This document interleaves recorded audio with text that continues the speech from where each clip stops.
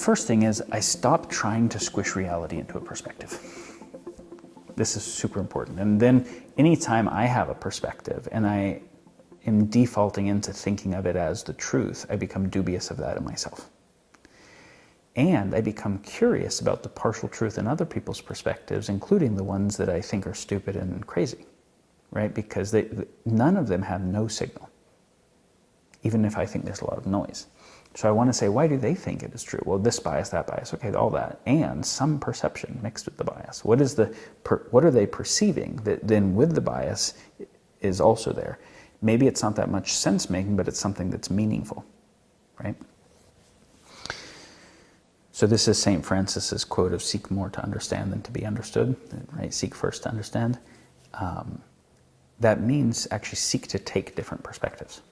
So the Hegelian dialectic is you've got a thesis, and then the antithesis. I actually want to try and take this perspective and construct this case. And once I've constructed both of these, now I'm stuck with either that I flip-flop between them, or I'm just confused, or I just claim paradox. Or the next step is thesis, antithesis, synthesis. There's a higher order truth that is actually not paradoxical that reconciles them. It just requires a higher order of complexity. It's paradoxical within too low a level of complexity. Einstein's, you can't solve a problem at the level of complexity. And so, since the house is three-dimensional, no two-dimensional picture will actually give me a solid sense on it. If I'm looking at the cylinder, we talked about this the other night, if I'm trying to collapse the cylinder by a dimension and take a cylinder, which is a three-dimensional object, and take a 2D slice of it, if I got a cylinder like this, a slice like this is a circle, a slice like this is a rectangle. In 2D, circle and rectangle are mutually exclusive descriptions of a shape. One has straight lines and corners, the other has no straight lines and no corners. If I try to say, well, it's both, that just makes no sense at all, right? If I say, well, it must be part of both, so it's a rounded rectangle, well, it has no truth at all. But I have to actually be able to construct a higher dimensional space in which rectangleness and circleness fit together in a way that makes perfect sense, called a cylinder. But this is what a level of consciousness that isn't the level that caused the problem. The problem is partiality of perspective that can create then a basis for conflict, right? So then there is a higher order that is able to reconcile those. And so seeking that, and this is where we're seeking clarity more than simplicity, because the simplicity can happen through reduction, right? And typically, the synthesis comes from novel insight that neither the thesis nor the antithesis held. It's not just, well, it's a little bit of both. So, a couple examples. Let's say we take kind of political left and political right ideology. There's a gazillion examples, and what we call the political left and right today might seem actually quite different than what it was in the past. So let's take a kind of what had previous to recently been kind of some essential ideas in Republican or Democrat platforms. So we kind of have this Republican right-oriented idea of wanting to empower the self-responsibility and sovereignty of the individual, and more individualistic. And so smaller government, less social services, more empowering of those who are entrepreneuring and pull themselves up by their bootstraps, and that kind of thing. And then you have the kind of more democratic left perspective that says, well, and here it's saying the collective is actually created by the individual. So we want to empower the individuals that are creative and take agency, because better individuals make a better whole. That's kind of the gist. Over here, it's like, well, but the individuals are being conditioned by the environment that they're born into, by the whole. And so even though I can find that one story of that one guy who pulled themselves up by the bootstraps in the ghetto, there's a whole lot more people that succeeded who were born into the Hamptons than born into South Central. And so let's create better environments that actually condition better people, because there's top-down effects. The wholes affecting the individuals. So there's for many people some seemingly compelling truth in both of these. And also problems, right? So there can be a right-oriented perspective that says, hey, look, if we set up social services and welfare and whatever, we actually condition shittier people who are less strong and resilient in the face of the environment. We de-incentivize those who are most entrepreneuring and creative, and we make people who are doing badly still do well. And that actually kind of down-regulates the evolutionary pressure in the whole system. Why would we want to do that? And of course, over here, we can have a kind of left perspective that says, yeah, but some people are getting ahead using shared services that the government pays for from everybody's tax money that they aren't actually really accounting for, and they're affecting the commons negatively in a way that is externalizing the cost to everyone else, so that they're being claimed to be more entrepreneurial. It just means they're extracting from the commons and externalizing cost to the commons better. And do we really want to let people die on the footsteps of hospitals because they don't have money or insurance, in a fully individualistic libertarian kind of idea? And fully libertarian kind of ideology can't solve multipolar traps. And so, but there's clearly truth in both of these, and they are clearly neither complex enough to actually handle reality, in which there are bottom-up effects where the individuals affect the whole, and there's also top-down effects where the wholes in turn affect the individual, and there's feedback and feed-forward loops, and neither of them are factoring those enough. But the debate process doesn't bring about dialectic, right? The debate process is here, actually make the idea more polarized to get people on this side, emphasize rhetoric over real sense-making, and emphasize winning over collectively trying to make sense together. So the debate process is not a good sense-making process. It's a narrative warfare process. Dialectic is different, where it says, okay, I think we have some truth and not all of it. I think you have some. Let's endeavor together earnestly to figure out the things that we're all interested in figuring out. And then we start to say, okay, well, do we want better individuals who are more sovereign, independent of environment? Duh. Nobody doesn't want that. Or do we want wholes that support all the individuals within them to do better? Well, duh, we want that. So, but the way that we've done social services makes, oftentimes, some of them, makes the people not more sovereign, but more dependent. So it's actually not making better people, it's making more comfortable, but shittier people, right? And the way that we incent individuals over here incents people who are entrepreneuring, but by externalizing costs to the commons and creating radical wealth inequality. So it's not incentivizing the most truly creative and intelligent and good people, it's incentivizing effective sociopathy and things like that. So neither of these are doing all that good at the thing they're even claiming to do. So how do we create social services, collective processes that condition healthier people who are more sovereign? How do we create environments that condition people who do better in any environment? Right, that actually condition strength and resilience and sovereignty in the individuals, who then in turn affect the environments in ways that support the increased sovereignty of everybody else. And that's a totally higher order way of starting to think about the relationship between them, that starts to recognize the inexorable failing of both of those perspectives, and that what the approach would take is more complex. Right?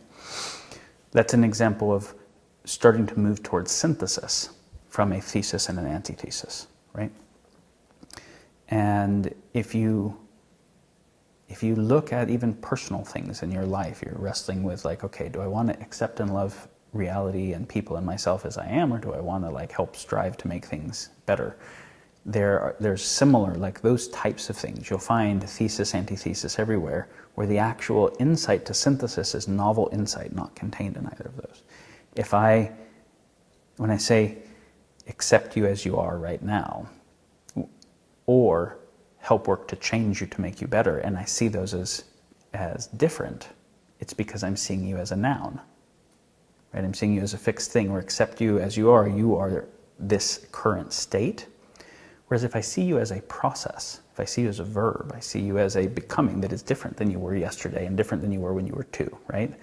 Then accepting you as you are includes dynamism, includes the impulse to change, grow, and evolve. So I can accept you fully as you are, and love you as you are, which includes accepting and loving the impulse to grow and expand and include and transcend. So I can support you to become more, not on the basis of judging you as insufficient, but loving you completely including loving the evolutionary trajectory inside of you, right? But that insight of you as a verb rather than as a noun was actually not captured in either of these. So the dialectic process of saying, like, okay, well, how do I see the partial truth here? Construct this fully.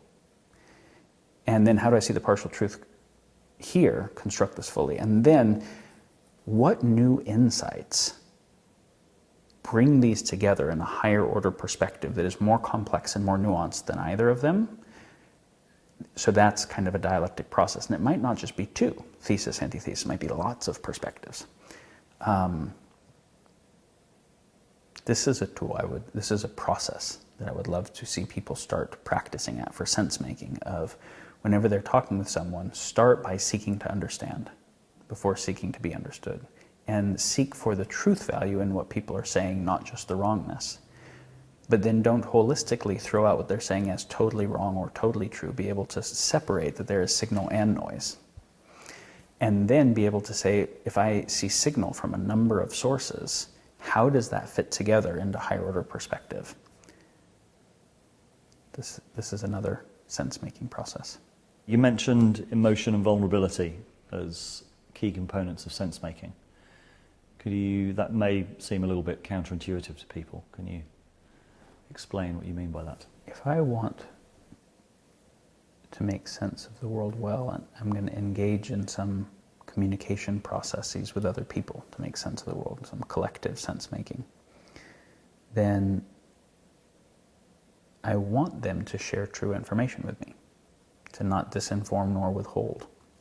So how do I create the trust and psychological safety for them to do that? Well, I'm probably going to have to do that too. And so how do we create mutual trust and psychological safety that we're not going to use the information that we're sharing with each other in game theoretic ways with each other? That's a huge part.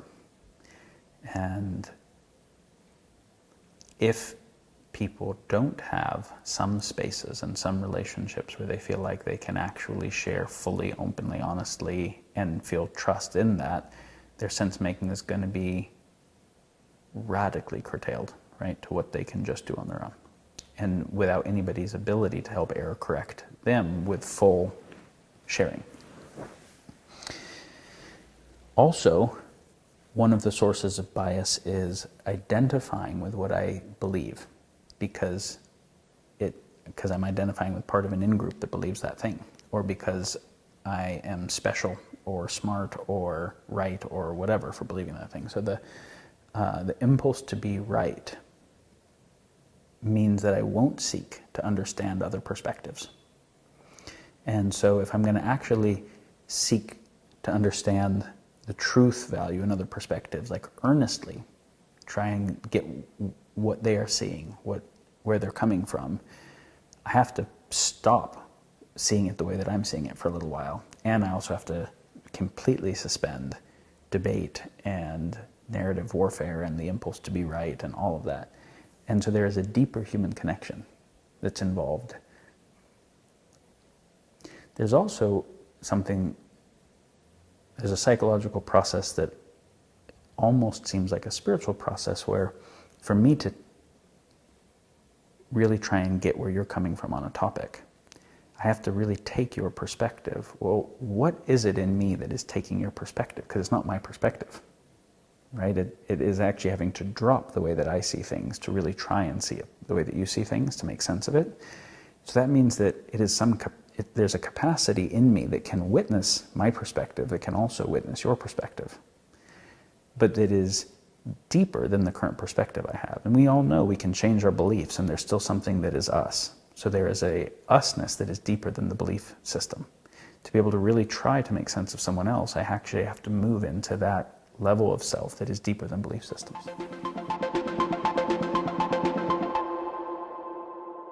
What do you hope that people will get from it? I would like if they started looking at their own biases and saying, okay, where do I have emotional needs that are affecting what I believe? Where do I have in-group, out-group stuff happening?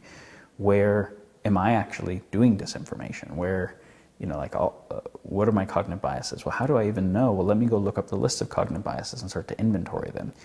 Keeps talking about epistemology, like and what the axioms are. I don't even know what the fuck that means. How do I actually go explore what the right steps of logical process and axiom are? Can I empower my own learning? So if people felt inspired to learn how to learn better,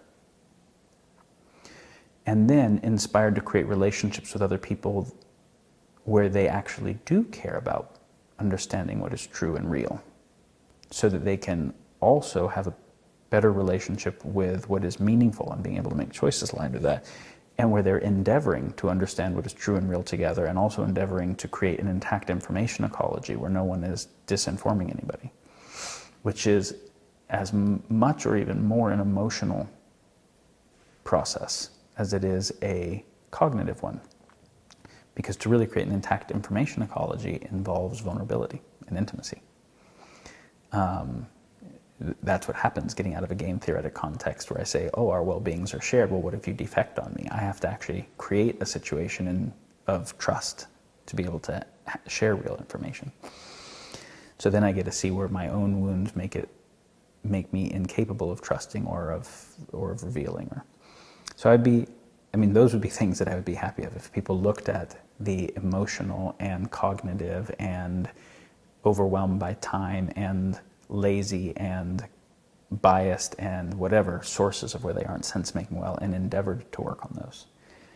And I'd be happy if maybe you guys with Rebel Wisdom took a lot of the people who you interview who, like, maybe one thing they have in common is they're all people who are endeavoring to make sense well, and started to ask them more about sense-making processes that they employ, so people can actually learn. Like Brett could talk about, here's how evolutionary theory, here's things that we know from evolutionary theory, here's how you can apply this as an epistemic tool. Or Eric could talk about, here are principles in the philosophy of science and in physics that are valuable tools in understanding reality, or those types of things. And then if there were even not that many people who started to really think about the breakdowns in information ecology better and write on that more, and those ideas were able to start to become better understood, I'd be happy about that. Well, if we look at the framework of sharing things that are truthful, true, and representative, we start with the truthful side. We would need to remove the incentive for disinformation. And the first major source there is kind of market. It's the game theoretic dynamics that emerge from market type dynamics.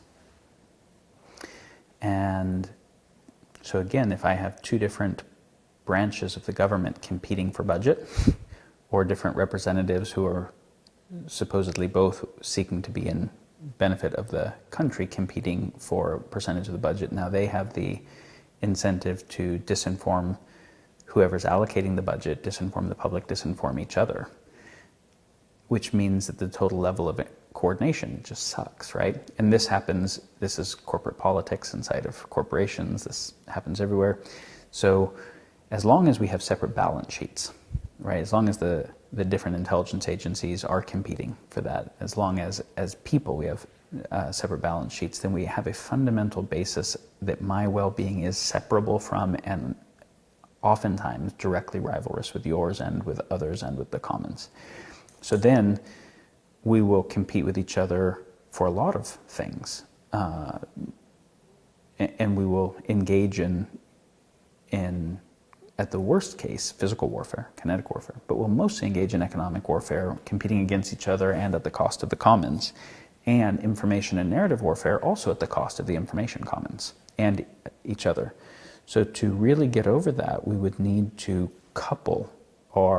we would need to create alignment between agencies, right? Between what you have intention to do and what is also in my well-being, and vice versa, which means that we would need to have more coupling between our well-beings, which means we would need to have a different process of resource provisioning.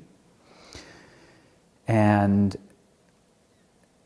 I will say that the type of system that could do that adequately has never been proposed in any kind of major way, because obviously none of the systems ever proposed so far or tried to do that. But if we have a rivalrous relationship with each other, information will be part of that rivalry and will damage the information ecology in the same way we damage the physical environment or each other kinetically. So that's a big ask, right? So our balance sheets are kind of at the foundation of what create rivalrous dynamics. And this is at the level of corporations, at the level of individuals where it grounds, at the level of families, at the level of nations. So can we still have private nation states that could benefit each other at the expense of others, or commons that share information perfectly? Nope. So like if we really want to say, how do we have a perfectly intact global information ecology? It couldn't happen within the context of nation states and private balance sheets and political lefts and rights and in-group, out-group type structures. It would take us a while to talk about what something post-game theoretic might look like. But if you want to just start to intuit it, you say, well, if we look at all of the neurons in your brain or all of the cells in your body, they're all their own agents, right? Like the cell self-organizes, and I can take it out of you and put it in a petri dish, and it'll keep self-organizing for a period, controlled by its own internal genetic code. But even if your body's something like 70 trillion individual cells, those cells are organizing in a way that's best for them as individuals and best for the ones around them and best for the whole simultaneously. They're neither sacrificing themselves for the whole, nor are they sacrificing others for a game theoretic benefit. And this is true at the level of cell-to-cell interaction, but it's also true at the level of organ-to-organ interaction, or organ system-to-organ system, or cell-to-organ, right? Like fractally at all these levels, vertical and horizontal, there is a kind of symbiotic process that happens. And if you tried to model like the organs in a capitalist relationship with each other, where they were trying to, the heart and the lungs were competing against each other for scarce resource to hoard as much resource for future as possible, and you model that out and happening at the cellular level, the body dies very quickly. Cancer cells are actually doing that, right? A cancer cell is doing what is good for it in the near term, but bad for the whole, and it will end up killing the whole and killing itself in the process. But the cancer cell only happened because the body as a whole had some mishealth that had carcinogenesis exceed the immune response capacity to deal with the carcinogenesis. So the whole was already sick to make the individual sick to some degree, right? There's a feedback and feed-forward process between the parts and the whole. If you think about like vision and the way that parallax, error correction and parallax occurs in vision, one eye doesn't give me peripheral vision and it doesn't give me depth perception. Two eyes together give me something that, and also the single eye will have errors that aren't corrected for. With the two eyes together, the overlap of what they both see, but also the difference of what one sees and the other one doesn't, allows any error in this eye to be corrected for, or error in this eye, and it allows peripheral vision and depth perception. So this is a place where not only are the eyes not in competition for which one is seen as true, but the process of how they're related in the optical cortex gives me error correction on the imperfections in each of them, and it gives me new synergistic information that neither of them had on their own. That's fucking amazing to think about, right? And this is true, like your brain as a whole processes information that no individual, of types that no individual neuron or subneural networks are processing. And individual neurons can get something wrong, but there's error correcting processes that don't propagate that, but the processes do propagate the true information. So we're like, well, how the fuck does it work? That we get that the information processing that each of the parts are doing goes through a communication protocol that error corrects the false parts and also gives parallax on the true parts, where we get not only the truth of all the parts, but a way of binding that together for synergistically higher order information. The cells are sense-making, and they're communicating, they're signaling with each other, right? A hormone is a communication, a neurotransmitter, like those are all signaling processes, but they don't have a game theoretic relationship with each other, right? They actually have a mutually symbiotic relationship with each other. So they are supporting each other's sense-making. In that way, the lungs obviously do better if the heart's doing better, as opposed to doing worse if the heart's doing better. So if we just start to kind of imagine into what type of communication processes, protocols would have to happen between humans that allowed for error correction on any individual's perceptions, but allowed the true parts of everyone's perceptions to be separated from the error parts, and then all the true parts to be synthesized at a higher order of complexity than individuals could do on their own. When we think about the civilization of the future and the collective intelligence of the future, we think about it that way.